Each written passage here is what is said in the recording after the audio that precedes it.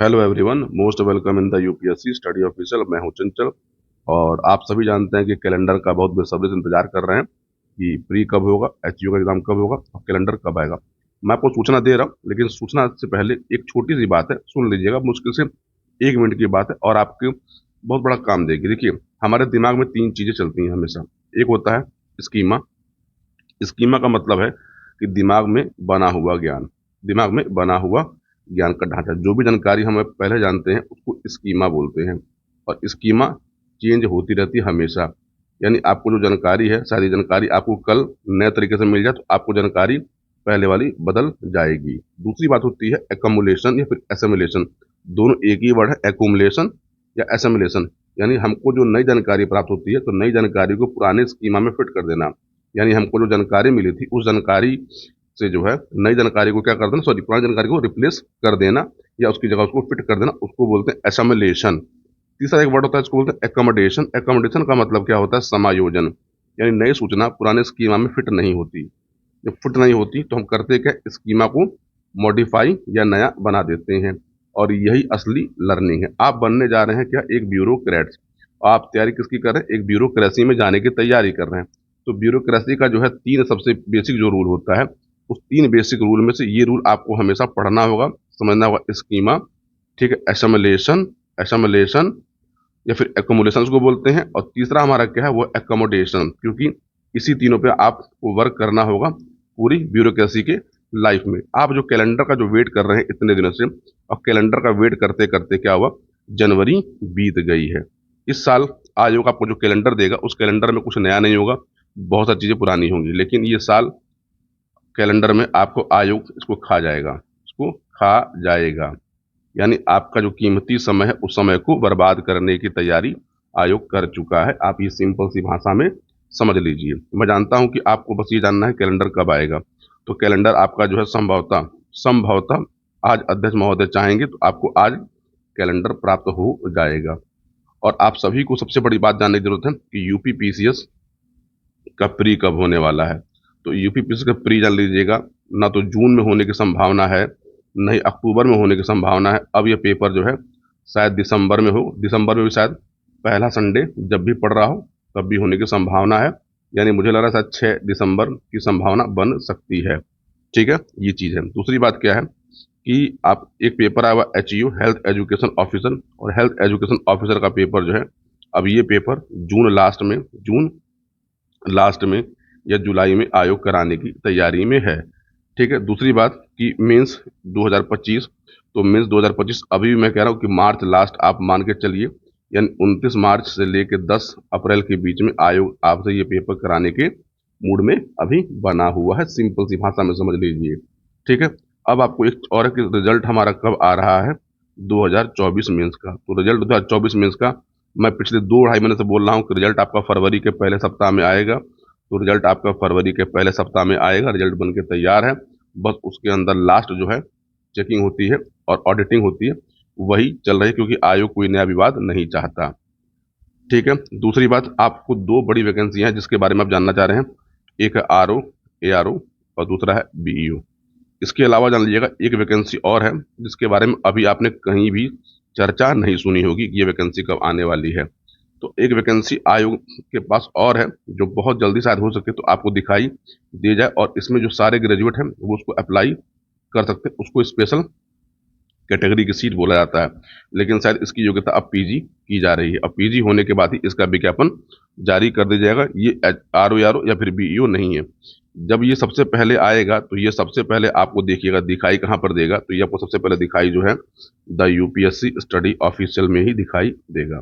दूसरी बात पूछने क्रेडिबिलिटी की, तो आप एक काम करिएगा, मैं आपको एक वीडियो का लिंक दे रहा हूँ और एक वीडियो का स्क्रीनशॉट दे रहा हूँ कि HU का सबसे पहला वीडियो 2024 में मैंने बना कर रखा था। और जो कहते हैं कि कुछ नहीं पता, ये नहीं पता, तो भाई साहब आपको जिसको पता है आप उससे जानकारी ले लिया करिए। तो आप सिंपल चीज समझ लीजिए। देखिए जैसे क्या है, स्वास्थ्य शिक्षा अधिकारी का ये वीडियो बना हुआ है और इस वीडियो में आप डेट भी देख सकते हैं कि डेट कब की पड़ी हुई है।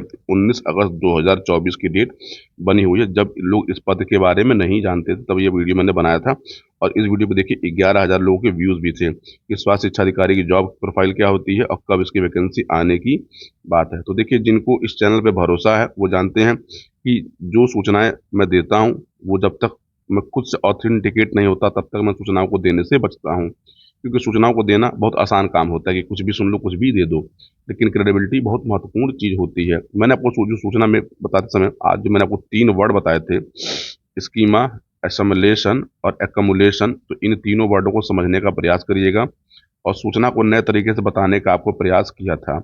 अगर आपको ये तरीका अच्छा लगा होगा तो बताइएगा, तो प्रयास करूंगा कि आपको हमेशा वीडियो बनाते समय कुछ ना कुछ लर्निंग की चीज़ें भी सीखने को मिलती रहे। तो प्रयास यही रहता है कि आपके लिए बढ़िया से बढ़िया काम किया जा सके। बहुत लोग मुझसे बोलते हैं कि सर आप अपना अस्त्र बैच और एचईओ का बैच आप यूट्यूब पे फ्री में क्यों नहीं पढ़ा रहे हैं। देखिए, उसके पीछे मेरा कारण क्या है कि फ्री में ना पढ़ाने के भी एक बड़ा रीजन है, क्योंकि देखिए होता है क्या है कि फ्री में कोई पढ़ता नहीं और कोई रेगुलेशन नहीं होता। दूसरी बात क्या है कि जिन बच्चों से मैं फीस लेके पढ़ा रहा हूँ, अगर मैं उस भी चीज़ को यूट्यूब पे पढ़ाना शुरू कर दिया फ्री में, तो वो मुझसे कहेंगे कि सर फिर हमने आपका बैच लिया क्यों है।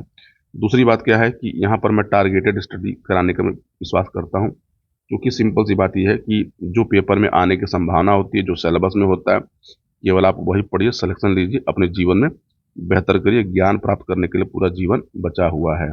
यानी दूसरी बात ये चीज़ है, हाँ, अगर पेपर मान लीजिए आपका दिसंबर में हो रहा है तो आपसे हाथ जोड़ के एक विनती है कि आप अपनी मेंस के एग्ज़ाम की तैयारी अभी से शुरू कर दीजिएगा, क्योंकि फिर आपको आयोग प्री और मेंस में इतना टाइम नहीं देगा जितना आपको इस समय आपको टाइम मिल रहा है। देखिए, जो रियल कंपटीटर होंगे, जो रियल फाइटर होंगे, आप लोग को निराशा ज़रूर होगी, क्योंकि आयोग ने क्या किया, आपका पूरा साल खराब कर दिया। बहुत सारे लोगों ने प्लान बनाए होंगे, उन प्लानों पे आयोग ने क्या किया, मिट्टी डाल दिया, पानी डाल दिया। लेकिन फिर भी क्या है, देखिए, अगर आपको सिविल सेवा में जाना है और सिविल सर्विसेज की तैयारी करनी है तो तैयारी के लिए क्या है कि जानते हैं कि हर चीज़ आपके अनुसार नहीं हो सकती, उसके अनुसार आपको ढलना होता है। तो आप एक काम करिएगा कि जीएस के जो 6 पेपर हैं, एटलीस्ट 6 पेपर में से कम 6 पेपर तो तैयार कर ही लीजिए, क्योंकि आपको बहुत टाइम मिलने वाला है। दूसरी बात कि जिन लोगों ने एचईओ का फॉर्म भरा हुआ है वो एचईओ की तैयारी पूरे मनोयोग से करिएगा, क्योंकि आप ये समझिए कि एचईओ में अब जो है फाइट बढ़ने वाली है, क्योंकि पूरी की पूरी जनता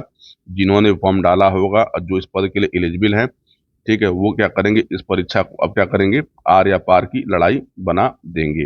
देखिए, बेरोजगारी का दौर है, ठीक है। दूसरी बात, 8वां वेतन आयोग लागू होने वाला है, तो कंपटीशन का लेवल बढ़ना ही बढ़ना है। आप इस बात को समझ लीजिए। आपको लग रहा है आप नहीं पढ़ रहे तो मत पढ़िए, कोई ना कोई तो पढ़ ही रहा है। वैसे भी आयोग को जो है सबको नौकरी देनी नहीं है, उसको नौकरी केवल चुनिंदा लोगों को देनी है। देखिए, बहुत सारे लोगों मैं देखा हूँ कि वो पढ़ने का जो है ढोंग करते हैं कि हाँ मैं पढ़ाई कर रहा हूँ, मैं तैयारी कर रहा हूँ। इस ढोंग से बाहर निकलिए। बहुत कठिन वर्ड बोल रहा हूँ, ठीक है। दूसरी बात है कि बहुत हार्ड वर्ड बोल रहा हूँ, लेकिन ये सच्चाई है कि अगर तैयारी करनी है यूपी पीसीएस की, तैयारी करनी है आरओ आपको एआरओ की, आपको तैयारी करनी है बीईओ की, आपको तैयारी करनी है एचईओ की, जिसकी भी, हम ये नहीं कह रहे कि मेरा कोर्स लीजिए, लेकिन आप उस तैयारी के लिए अपने आप को प्रिपेयर करिए और अपने आप से खुद पूछिए क्या इस पेपर की तैयारी के लिए जितना डेडिकेशन चाहिए, जितनी मेहनत चाहिए, उतनी आप कर रहे हैं या नहीं। अगर नहीं कर रहे हैं तो प्लीज़ इसको छोड़ दीजिए। जीवन में बहुत कुछ करने को है, आप वो करिए। क्यों अपना टाइम वेस्ट कर रहे हैं, क्योंकि टाइम सबसे महत्वपूर्ण है। जीवन में चला गया तो वापस लौट के आना नहीं है। आप देखिए, जीवन में 2 चीज़ें आपके लिए सबसे महत्वपूर्ण हैं। सबसे पहला है वो है आपका हेल्थ, आपका स्वास्थ्य। दूसरा आपका टाइम, क्योंकि हेल्थ आपकी अगर खराब हो गई तो सही भले हो जाती है, लेकिन आप उस एनर्जी के साथ दोबारा चीज़ों को मेंटेन नहीं कर पाते। और टाइम ये कभी रिवर्स होगा ही नहीं। तो अब समझदार आप हैं, क्योंकि आप ब्यूरोक्रेसी की तैयारी कर रहे हैं और सभी लोग जो है कम से कम यूजी कर चुके हैं, तो बहुत समझाने की जरूरत नहीं है। बाकी दूसरी बात क्या है कि आप में से जितने लोग भी इलाहाबाद में रहते हैं वो इलाहाबाद में कल आके मुझसे मिल भी सकते हैं, सागर आईएएस में। सागर आईएएस बैंक रोड में आप आके मुझसे मिल भी सकते हैं। मिलने से पहले एक बार जो है इस नंबर पे कॉल कर लीजिएगा, ताकि आप आए तो मैं वहाँ पे अवेलेबल रहूँ। यदि आप तैयारी कर रहे हैं एचयू आरओ एआरओ की, बीईओ की या फिर यूपी पीसीएस की, तो आप इस नंबर पे संपर्क भी कर सकते हैं मुझसे। आगे सागर आईएएस बैंक रोड पे मिल भी सकते हैं। ये संस्था बैंक रोड पे है।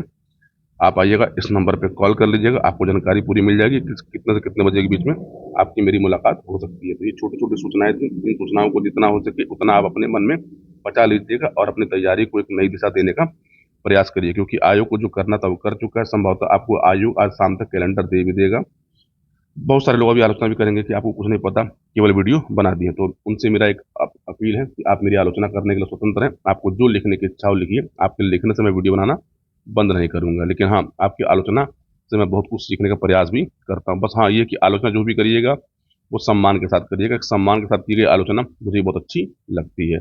पूरा वीडियो देखने के लिए आप सभी को बहुत बहुत धन्यवाद। मन करे तो चैनल को सब्सक्राइब कर लीजिएगा।